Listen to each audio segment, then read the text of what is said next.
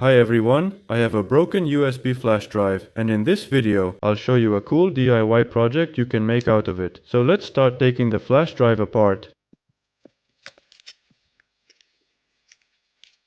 We take the circuit board and clamp it in a vise to cut off a small part.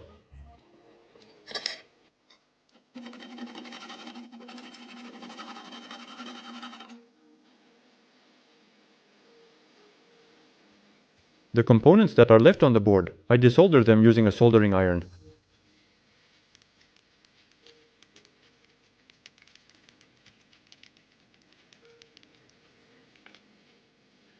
Next, assemble the case and use a soldering iron to make a hole on the side.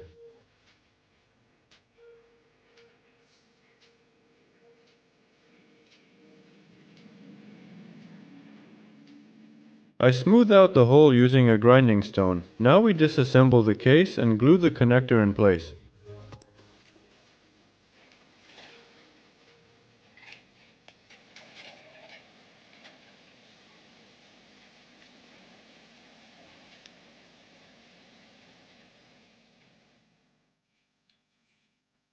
In the second part of the case, you also need to make a hole and then glue the switch in place.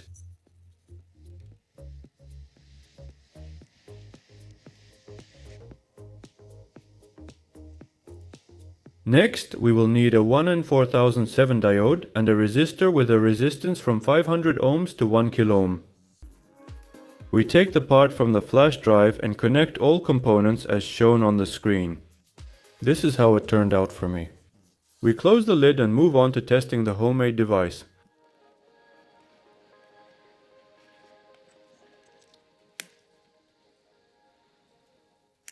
We attach the wire with alligator clips to the socket and plug the flash drive into the phone charger. Now we take a multimeter and measure what voltage is at the output.